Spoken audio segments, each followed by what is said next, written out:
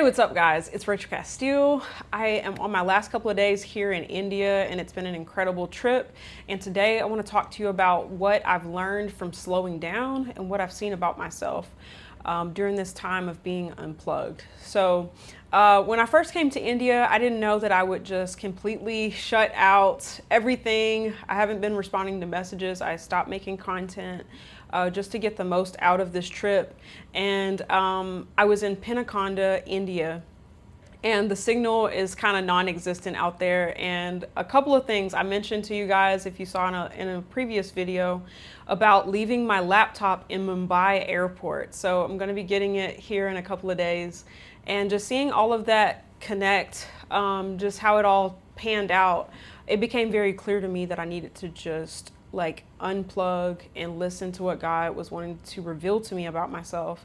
And I've been having a lot of dreams most nights. I've never been one who really has a ton of dreams unless they're really significant. And a lot of them have been very direct messages to me, just showing me things about my heart, things about my family, things about what I've been hung up on and things that needed to go. And I got a lot of time also to consume content and just let my soul go where it needed to go and to listen for what God was wanting me to see about myself. And a big significant thing that showed up was guilt and shame that was still driving a lot of my decisions. And my identity has been very attached to my relationships and what people think about me. And I didn't notice that. I was just thinking oh, I'm building my business, I'm making content. It's like a to-do list of things that is always rolling in my head. And I felt like I'd made a lot of progress in those areas. And I got to really see how much checking things off of a list was still helping me have a sense of self-worth, meaning I was kind of running from some underlying shame and guilt that was still there. And I began to see a lot about my family, how my upbringing and how my soul was very much still kind of running from being embarrassed, being made fun of, and these childish things that, as a 30-year-old, I wouldn't think I was still dealing with, but I could see just things that was not there in my childhood, and how my upbringing was so based on external adherence to beliefs, pleasing my parents, how I look, vanity. There's just so many things that was shown to me. And how the things that my heart actually wants to talk about, the things that I'm passionate about, I have had issues of sustaining my own passion around what I love and about what I want to speak on and the work I want to do in the world, and how I would lose focus and it would become something I'm trying to do this. I need to muster up something to keep doing the work. And what I was seeing is that I wasn't letting my heart speak. Why was I not letting my heart speak?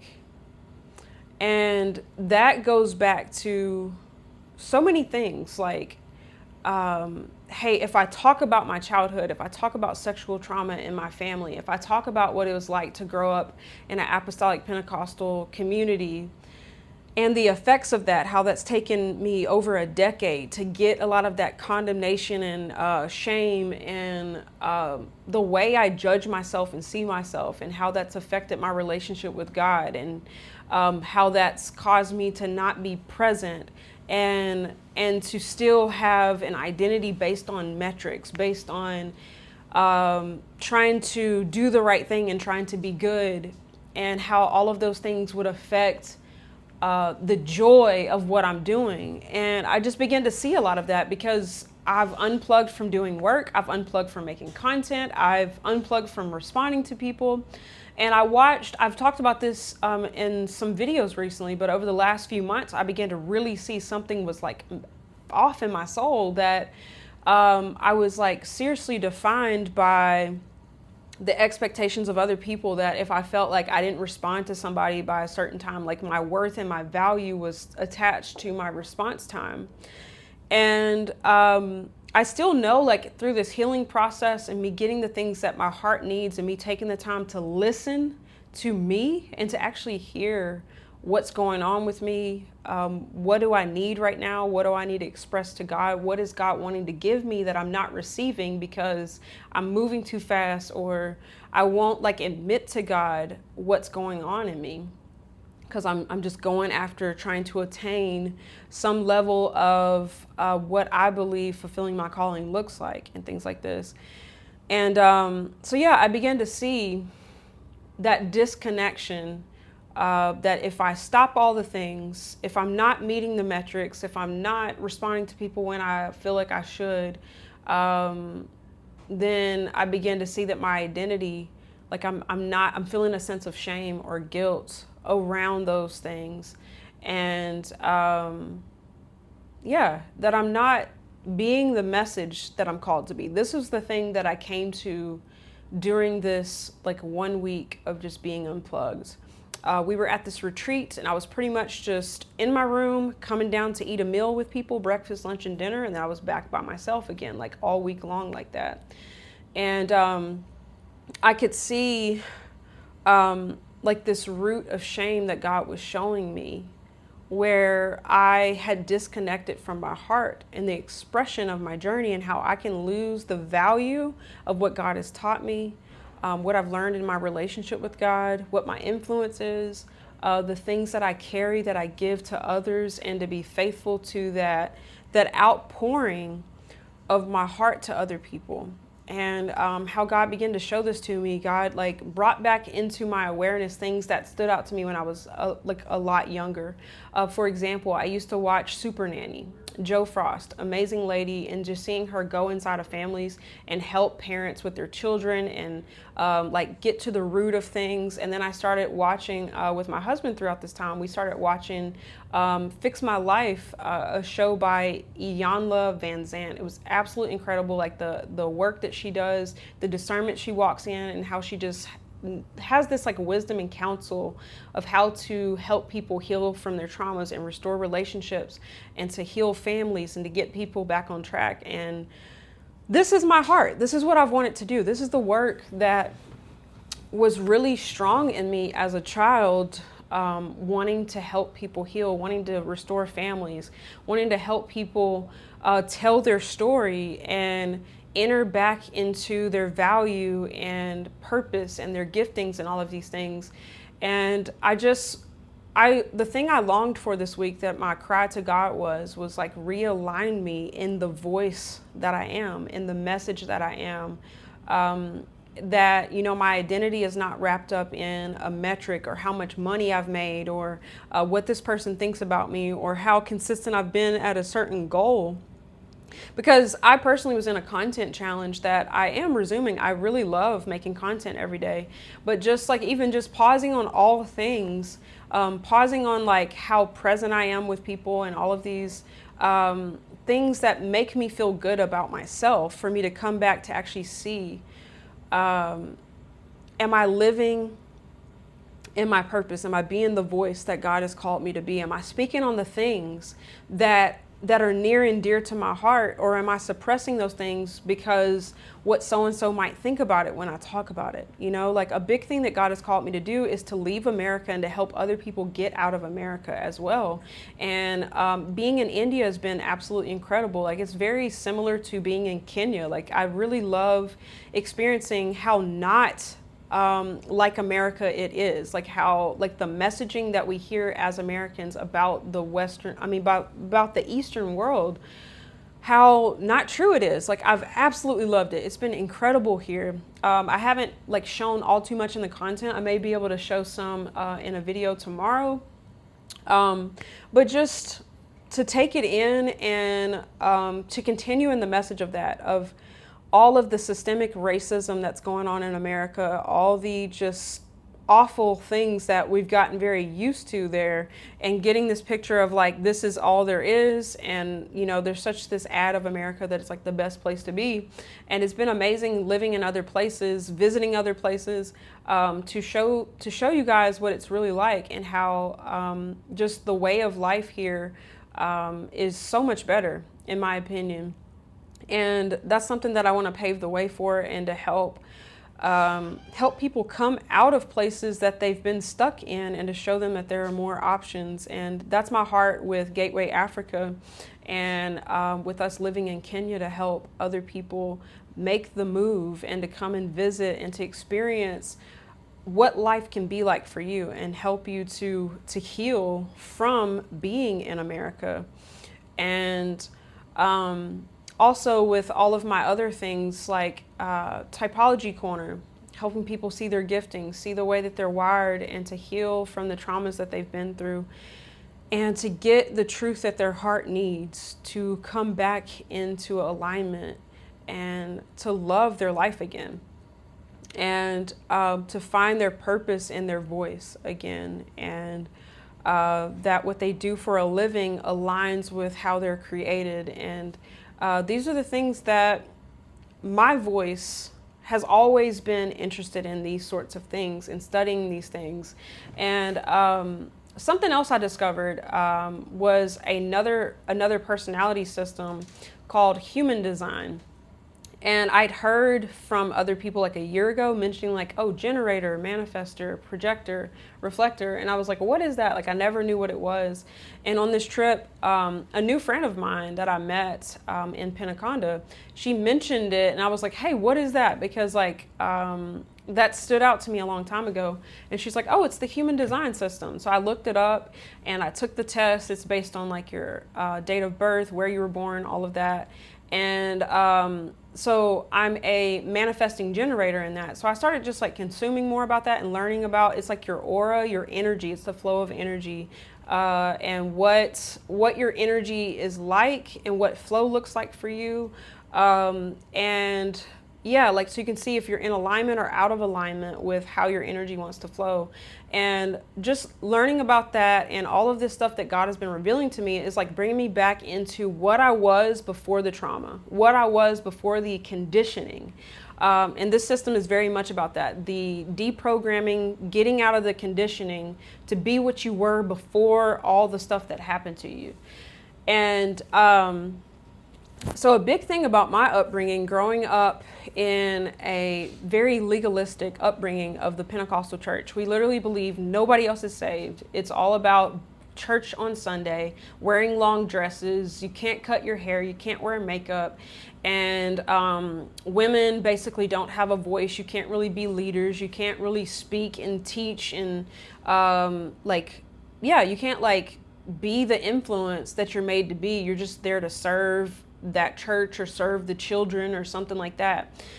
And I was really, really suppressed and straitjacketed in that environment. And on top of that, I had sexual trauma within my family, and my family is not about talking about anything real.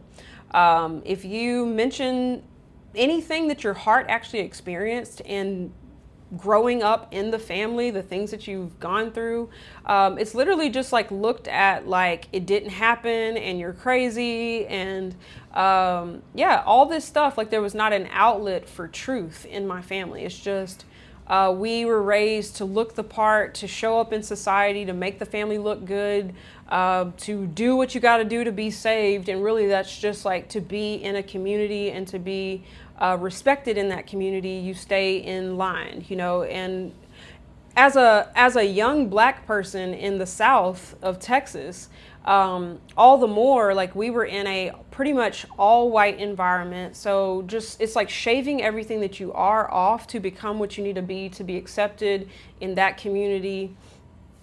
We had like all of our Black traits just like conditioned out of us. My dad put us in that environment before I was born, and I was raised there till I was 19. And then I still predominantly was around mainly just white people, because that was like that's who I was raised around. And I went into a business community, and it was still that. I went into like a non-denominational church where it's just this evangelical Christian non-denominational space, like Bethel Church and Hillsong and that sort of environment. From 19 till I was like 24.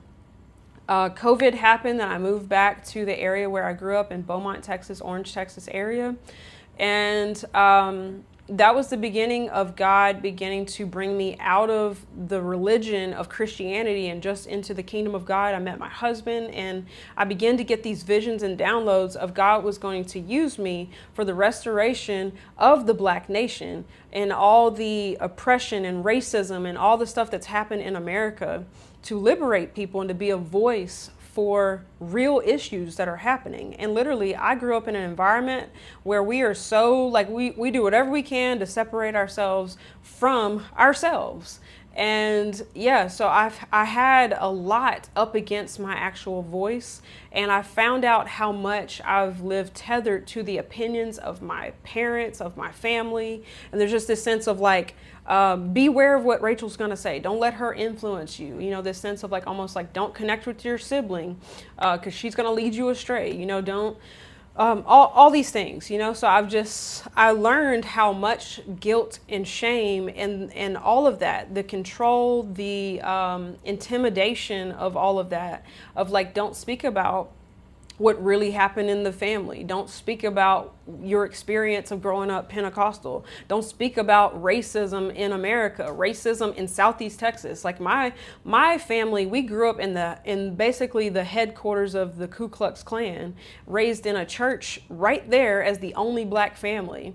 My dad even tells stories when he first joined the church of the KKK lining up outside and burning a cross because he was there. And it's like, and you stayed? Like, so that's literally like 40 years of being in an environment like that. And I'm 30, so it was well before I was born. And like all of this intimidation against my actual voice. And I found personality types whenever I was young, whenever I was still Pentecostal, still in that church. And it was like just so spoken against. Like my brothers were like, oh, why are you looking at that? Why are you looking at that? You need to just go live your life. And it's like all the things that I was interested in, that I saw the value of, like the wisdom, the insight of us seeing ourselves and seeing others. It's like I'm in an environment that doesn't want to be seen because we're living behind a bunch of masks and false stories and how we show up in the world, and truth is not something we've ever really lived in. We don't even value relationships. Like it's never heart deep at all. It's just what you got to do to maneuver and be around in a society because they're telling you how you're going to be saved.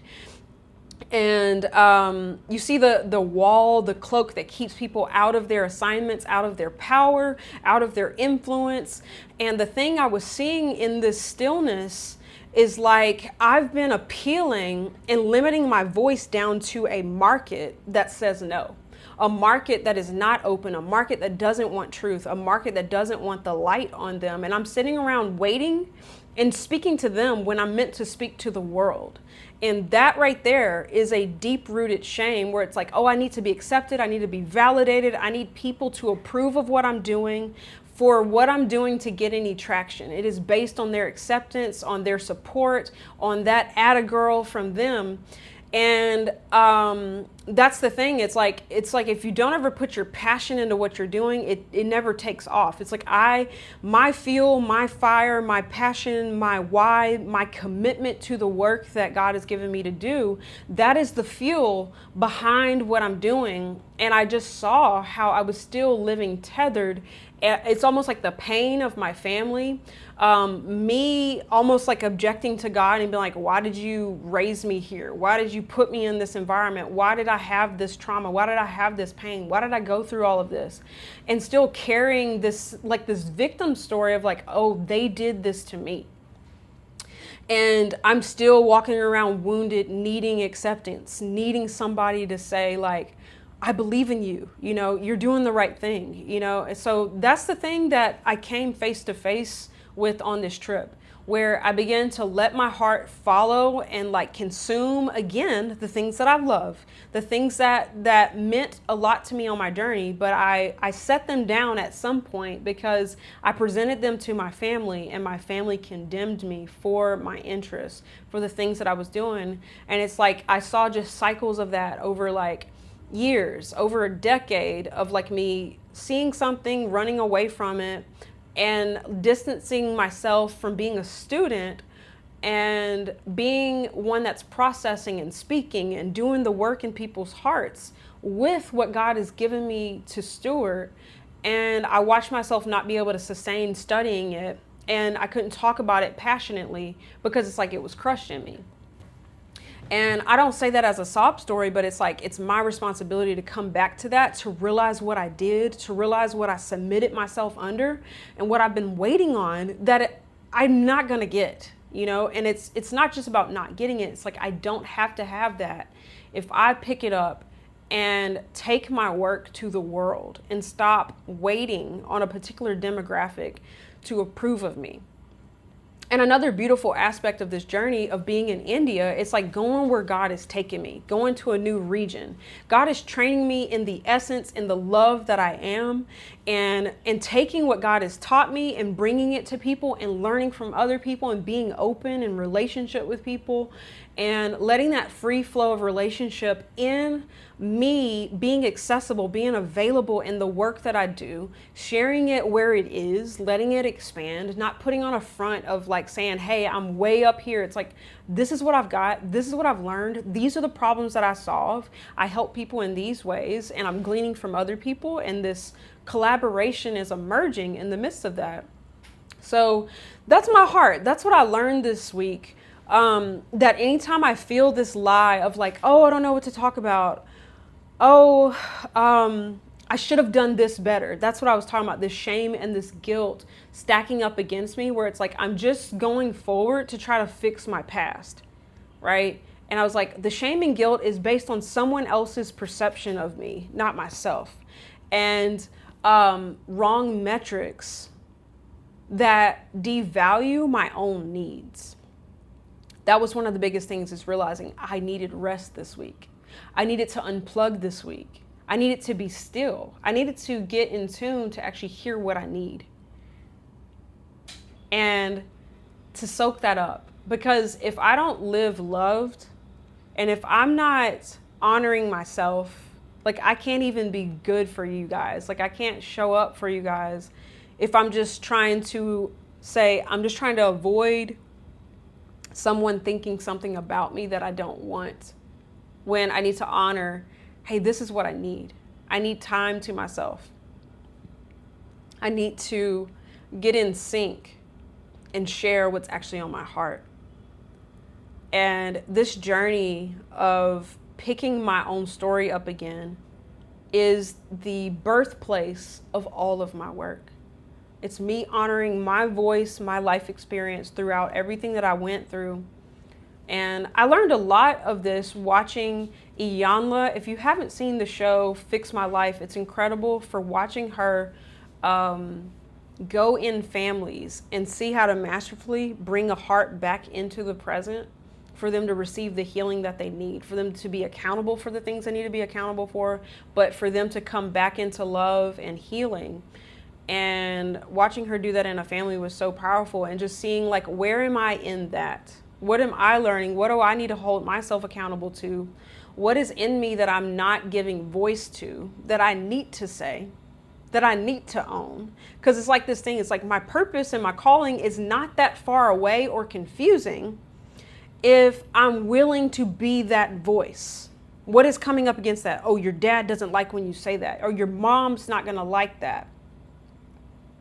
You raise your standard of, hey, this is what love is, and I'm no longer going to be accepting these scraps in my life as love. Getting to get my eyes fixed because my vision is distorted because of my upbringing. What I consider normal could be really toxic, and it's to the detriment of my own purpose, value, destiny, enjoyment. My blossoming could never happen if I don't get my eyes checked in how I see things. And another beautiful thing I learned from watching a lot of the Fix My Life episodes is like, you could only heal with those that were willing to participate in the healing process. You'd watch some family members leave the house and never come back. It's like they missed their healing. But those that are willing to engage, those that are willing to come into the truth and receive feedback and, you know, get the full picture outside of their own, they're the ones who can heal and be liberated and be set free. And in a way, you can't control if your family is willing to come on a healing journey or not. You need to decide that you will, and then you need to receive from God those into your life that are a part of that, because there are people from lots of different families who want to be healed, who want to be set free, who want to come into their value.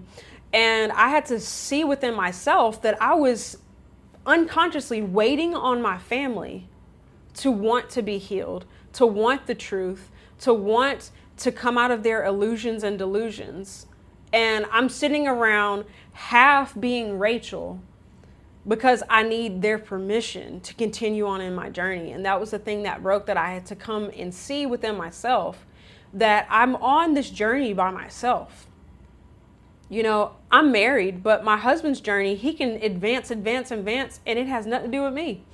It's like he paved a path that shows what's possible, but I have to enter on my own healing, wholeness, alignment journey for my own life.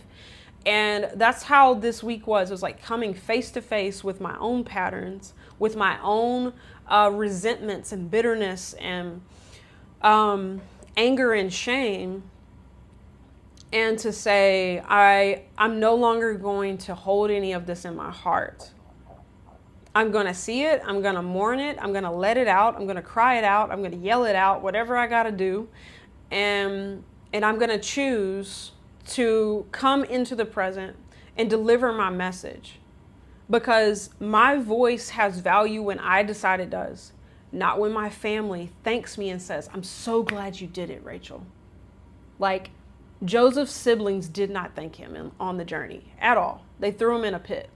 So that's the reality, is like, do I wait around sulking, or do I step into the work? Because sometimes the conviction of a heart can be from what was not there in their family, and it goes, this needs to be there. And that was the beautiful thing of observing people like Iyanla Van Zant and Super Nanny Joe Frost. It's like seeing them be able to demonstrate, hey, this is what needs to be in a family. These are healthy boundaries. This is what healthy communication looks like. And it's like, okay, this wasn't there for me, but because I didn't have it, I see what it did to me. And I now see the importance of the journey I've walked out and am still walking out of. This is needed in families. It's needed in individuals. We need to learn these things. So that conviction of like, this is the work that I want to help people do. I want to help people get on the path of their value again, and their business and their giftings and the things that flows out of that. It's all connected. It's like this journey of coming back home to your real self, your value, and taking the trauma off, taking the lies off, taking other people's perceptions, and uncovering the passion that is within you. And when you can live from that, you live from your own energy, you live from that power that is within you, the things that your heart actually wants to say. That is the fuel of a mission, of a business, of a purpose that will bring abundance in your life, because you've tapped into your own abundance. You've tapped into your truth, what your heart wants to say in the world. You're consistent in that message, and you know that your platform is your own. You don't need permission from someone else. We all have smartphones for the most part, an internet connection, and free platforms that we can put our message out there in the world. So that's where I'm at right now, to each day pick up on the things that my heart burned for at a young age. There was a reason for it. At some point in life, I decided to set it down in exchange for something else. I was too tethered to what this person perceived about it, and I'm waiting up on them. I never would admit that to myself, but if I was passionate enough to go tell somebody, and after telling them I have no passion, something happened at that intersection. I got to go back to that place and pick myself up again and enter into the work that lit me up. It still is the work that lights my heart up. And I have permission to shine. I have permission to be bright. And something else I'll highlight. So I'm just showing you my clothes right here. I'm in India right now, and the clothes is so beautiful. I really love it. Just the colors and things. And I realize how much I really love color, and I want color and fashion and all of that. Just these beautiful, elegant materials. culture. I love different cultures and the expression of that. And it's also connected to voice. Like when I look at whenever I'm waiting around and feeling like ashamed of myself, like why would a human being be ashamed of themselves when they're telling their story, when they're sharing what they've been through, they sharing what they've done, they sharing what they've learned, what they're interested in, what they want to do in the world. It's like, where does this shame come from? It's not mine. It's displaced, right? But when you carry that, when you carry the condemnation and the guilt of people pleasing, and these people think this about me, and my identity is just tethered in how I show up for other people and all of this other stuff that has nothing to do with doing the work, being the voice, and serving humanity in those areas, right? So being caught up in this remaining shame, guilt identity that was hovering over me, it would affect me from picking things that I like, exploring clothes, exploring color, and enjoying what I'm creating, right? It's that whole creative thing. As we look at the 7 energy centers, like I'm learning about like the sacral, the creativity and all of that. It's like, as I was crushed from my childhood, crushed in my family, it's like my creativity is shut down and all of that. And that's something that's really beautiful, just learning about the human design. Look it up. It's amazing. It's based on like your birth, your birthday, your birth location, and it speaks to the flow of your energy. So these things like the zodiac, it's not a limitation. It's a starting point. It's where you, the way you're born, and what alignment looks like for you. So just looking at being a manifesting generator, it just speaks to the creativity that is naturally in me, and getting out of sync with that is like no longer listening to that gut instinct that's in me, and not giving voice to the things that I'm actually passionate about, where my creativity wants to go, and how people pleasing completely shuts that off when I'm just like trying to do what other people want of me and trying not to be made fun of, or I don't want to attract hate. You know, here's the thing, whenever you're doing something that matters in the world and it exposes evil, it exposes the hearts of people, it's going to trigger them. They're going to be equally on your content, bashing you, cussing you out, calling you this, and you know, because what you do stirs something in them.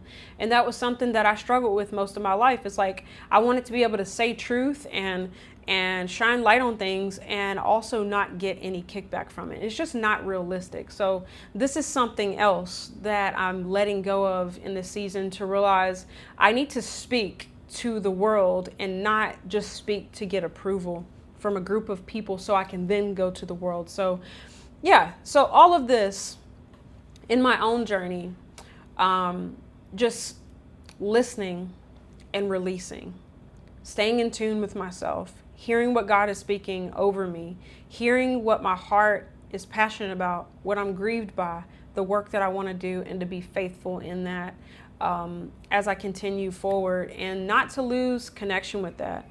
And so this time in India has been amazing. We will be heading back in a couple of days, and I'm excited to get back to Nairobi and just continue to flow in where God takes me, and the things that I'm passionate about, in revealing what life is like in Kenya, what life is like here in the East, in all these different countries. I'm loving travel. I'm loving being changed by my travels, and reclaiming my own experience in life, and continuing to share my story, to speak to you guys.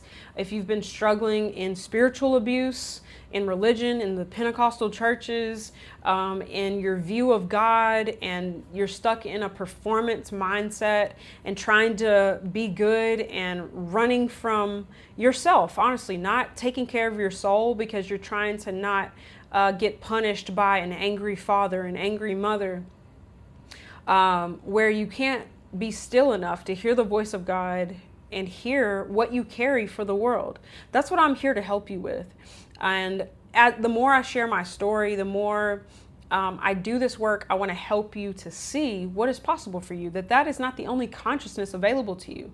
Shame and condemnation and guilt will literally cloak you and take all hope out of your now. Like, you can't see what you carry and its impact in the world. So, and if you want any help personally, go to my website, rachelcastille.com, or check the description below my videos, and all of my links are there. If you'd like to book coaching with me, if you'd like to learn more about your personality type, all of those things, if you want to start a business and practically start using your gifts and marketing yourself in the world, there's information as well on there. You can watch the master classes below.